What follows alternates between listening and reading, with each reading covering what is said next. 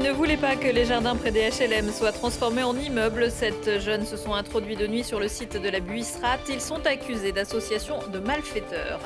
Pour ne pas oublier que dans Fabrique Opéra, il y a aussi Fabrique. Le projet allie musiciens mais aussi élèves et apprentis. À l'IMT de Grenoble, Louise a créé un objet en bois pour représenter l'association.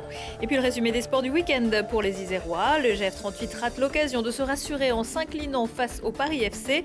Et Émilien Jacquelin rate lui sa fin de saison et le Petit Globe.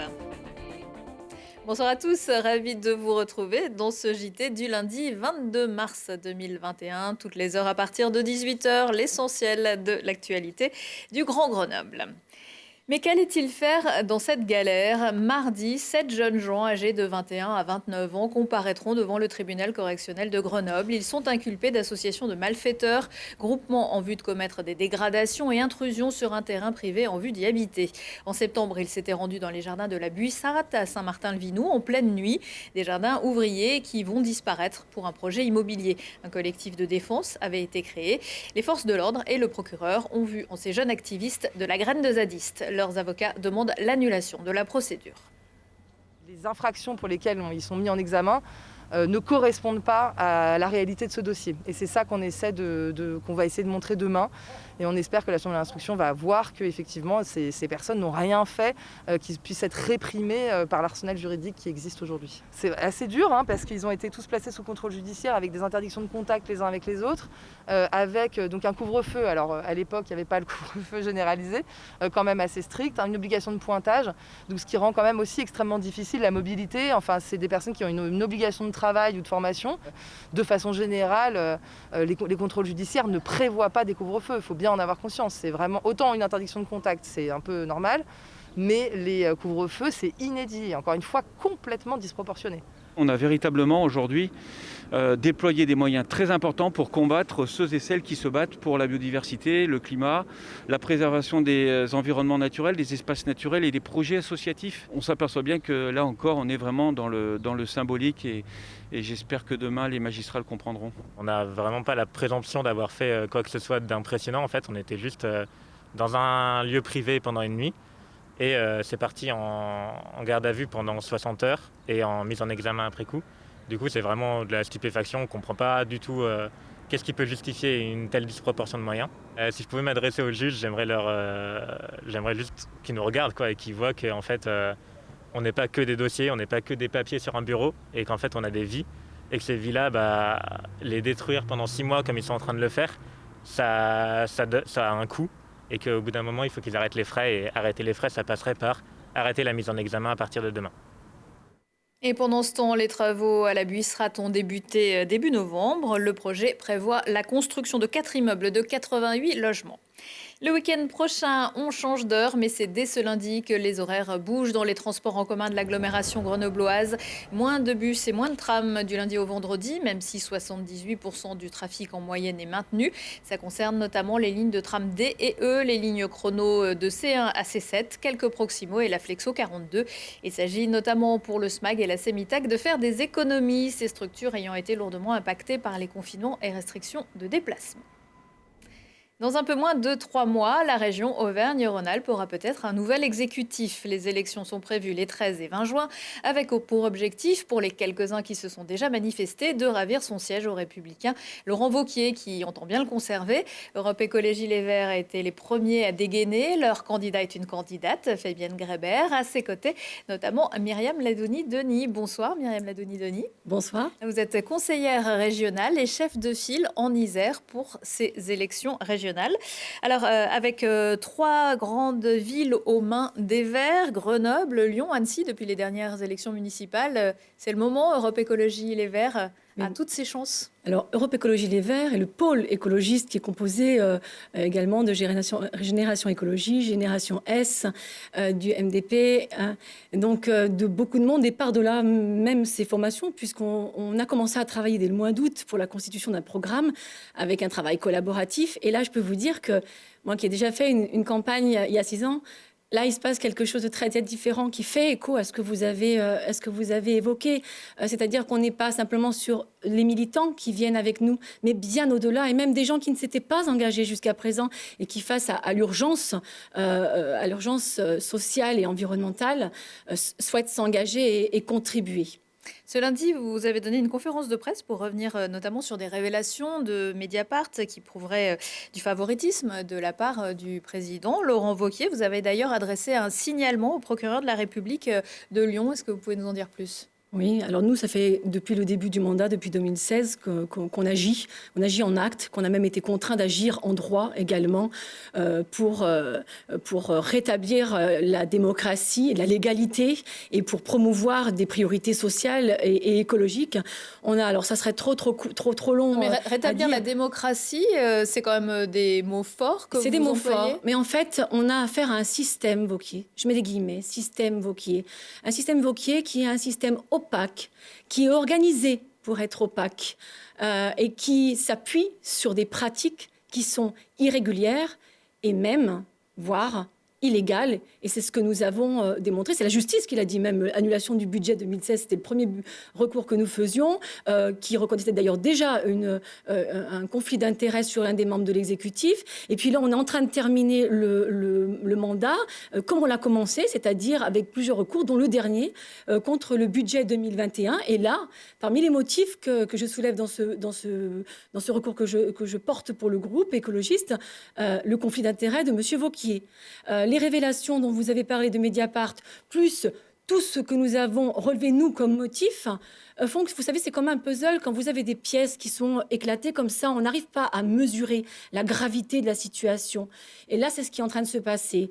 Les révélations de Mediapart sont venues corroborer les éléments que nous avons relevés, et l'ensemble dépeint un tableau qui est extrêmement grave. Donc, qu'est-ce qu'on fait ? Eh bien, c'est notre devoir. Hein. C'est selon l'article 40 du Code de procédure pénale. Un élu, quand il a connaissance d'un délit ou d'un crime, doit le signaler au procureur de la République. C'est ce que nous avons fait auprès du procureur de la République de Lyon. Qu'est-ce que vous en attendez finalement ? En fait, pour réunir toutes ces pièces du puzzle, il faut des investigations. Ces investigations, elles relèvent de l'autorité judiciaire. Nous, on a fait ce qu'on a pu dans l'enceinte de la région, en portant des amendements, en demandant des critérisations sociales et environnementales, parce qu'en fait, c'est ça qui empêche le clientélisme. Dès lors que vous avez une règle du jeu, il y a une transparence. On n'a pas obtenu ça. On est dans le règne d'une pratique clientéliste. Donc, la dernière chose qu'on a à faire, c'est d'en recourir à la justice et de signaler, de donner tous les éléments pour que le procureur de la République s'en saisisse. Un autre sujet d'actualité, Najat Vallaud-Belkacem s'est aussi lancée pour la gauche la semaine dernière, avec d'autres écologistes également. Vous n'êtes pas parvenu à un accord pour l'instant ? Alors, on ne peut pas dire ne pas être parvenu à un accord. Pour le moment, les choses sont en cours, les discussions sont en cours. Ce qui est sûr, c'est qu'on est nombreux à vouloir faire en sorte que cette région soit chaleureuse et qu'elle soit... qu'elle œuvre pour toutes et tous. On sait exactement ce qu'on a en commun, on le sait. On sait exactement ce contre quoi on va se battre. Et je pense que c'est ça qui est l'important. Alors, voilà, pour le moment, je n'en sais pas plus. Mais peut-être, c'est ce qu'on voit aussi dans d'autres régions. Il faut plus s'accentuer sur justement ce que vous avez en commun et moins sur les différences. Mais quoi qu'il en soit, et on le fait déjà. On travaille ensemble déjà pour beaucoup de choses. L'objectif, c'est de porter un projet écologiste. C'est la tête de liste qui pose problème ? Non, c'est pas la tête de liste qui pose problème. D'ailleurs, je ne sais pas s'il y a un problème, en fait. C'est simplement que nous portons un projet écologiste on s'est engagé auprès de signataires, auprès de tout ce collectif et de cette co-construction que j'ai évoquée en début d'émission. Et que, voilà, on va faire en sorte de porter ce projet. Mais bien évidemment, les portes sont toujours ouvertes. Et toutes vertes même. On parle beaucoup d'un éventuel report des élections régionales en septembre du fait des risques sanitaires. Le Conseil scientifique doit se prononcer avant le 1er avril. Une dizaine de présidents de région, dont Laurent Wauquiez, ont exprimé leur désaccord. Quelle est votre position au sein de cette liste ? Alors moi, je vais vous dire, en tant que responsable politique, j'ai pas l'habitude de statuer quand j'ai pas les éléments. C'est d'ailleurs le problème à la région, puisqu'on n'a pas les éléments et que donc c'est très difficile de voter en connaissance de cause. Et bien là, je vais vous faire la même réponse. J'attends d'avoir les éléments pour pouvoir dire si je trouve opportune ou pas la décision de maintenir les élections ou pas au mois de juin. Vous êtes, je crois, artiste intermittente du spectacle. Comment vous vivez cette période ? Alors, cette période qui dure déjà depuis un an, comme tous mes collègues, c'est l'asphyxie. C'est une asphyxie pas seulement financière, c'est aussi une asphyxie existentielle, parce qu'on a tous besoin, et pas que les artistes, on a tous besoin de culture pour tresser nos imaginaires, pour construire l'avenir, pour tout ça, et c'est dramatique. On a d'ailleurs, nous, à Europe Écologie Les Verts, mais aussi au sein du pôle écolo, fait des publications pour demander justement la réouverture des lieux culturels, évidemment avec le respect des contraintes sanitaires, mais c'est possible. Nous, les artistes, en fait, on a l'habitude de s'habituer à des événements et à des contraintes. On peut imaginer de faire des concerts d'une autre manière que dans une salle. On peut imaginer, on peut s'adapter. Il faut faire confiance aux artistes et surtout, c'est pour le bien de tous et pas seulement des artistes, mais de tous, des gens. On fait société ensemble aussi à partir de la culture qu'on partage. Merci beaucoup Myriam Laidouni-Denis. Je rappelle que vous êtes candidate sur la liste notamment d'Europe Écologie Les Verts aux élections régionales en Auvergne-Rhône-Alpes. Merci beaucoup. Allez, peut-être qu'en juin ce sera bien. Le monde de la culture espère tout de même voir une éclaircie arriver avant l'été. C'est le cas de la Fabrique Opéra qui a reprogrammé sa création Roméo et Juliette les 11, 12, 13, 15, 18 et 19 juin, toujours au Summum à Grenoble. C'est le souhait. Un projet dans lequel sont impliqués en plus des musiciens 450 élèves et apprentis, notamment dans la fabrication des décors de l'opéra, comme Louise Anthony en formation menuisier à l'IMT de Grenoble. Thibaut Jean-Pierre l'a rencontré. En contrapposto, la posture de ce prototype pourrait être celle de la Vénus de Milo. Diplômée d'architecture, Louise est arrivée en décembre à l'Institut des métiers et techniques de Grenoble. Passionnée par le bois, elle réalise un chef-d'œuvre en partenariat avec la Fabrique Opéra. Il fallait que ce soit un objet qui ait plusieurs fonctions différentes, donc qui soit à la fois un porte-objet, un porte-costume et en même temps un pupitre si possible. Donc c'est-à-dire que c'est un objet qui était à destination d'un opéra, donc d'avoir quelque chose d'assez artisanal et artistique en même temps, puisque je voulais aussi faire honneur au métier de menuisier. Faire honneur à l'opéra, c'est également l'objectif de l'association La Fabrique Opéra. Son but, démocratiser l'art lyrique en France. Chaque année, 450 jeunes apprentis de l'IMT de Grenoble participent à la réalisation d'une œuvre célèbre. Souvent éloignés du monde du spectacle, ces artisans, électriciens, charpentiers ou menuisiers découvrent les richesses de la production artistique.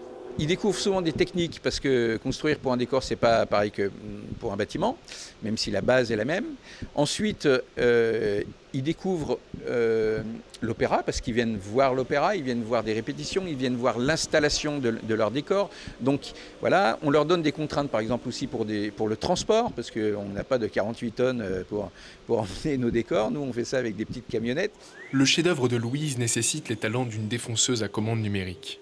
Nouvelle venue à l'IMT de Grenoble, ce mastodonte technologique est un outil indispensable à la formation des apprentis. Le monde des artisans fabricants a diminué en faisant place à beaucoup de menuisiers installateurs. Cette machine-là permet entre autres de permettre une rapidité d'exécution et puis une optimisation d'exécution importante pour les menuisiers aujourd'hui.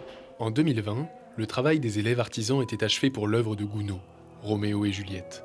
Avec les contraintes sanitaires, les décors patientent dans l'ombre des couloirs de l'IMT avec l'espoir de retrouver la lumière en 2021. La Fabrique Opéra a par ailleurs lancé une participation sur cocorico.fr pour, je cite, continuer de créer et mettre en place des outils de médiation. Le sport, c'est aussi du spectacle. Ce week-end, vous êtes peut-être enthousiasmé sur la Coupe du Monde d'Alexis Pinturo ou la victoire à l'arraché des Bleus contre le Pays de Galles dans le tournoi des 6 Nations. Mais l'actu locale, c'est aussi celle du GF38, d'Emilien Jacquelin ou du BCTM. Le résumé du week-end est préparé par Lucille Day.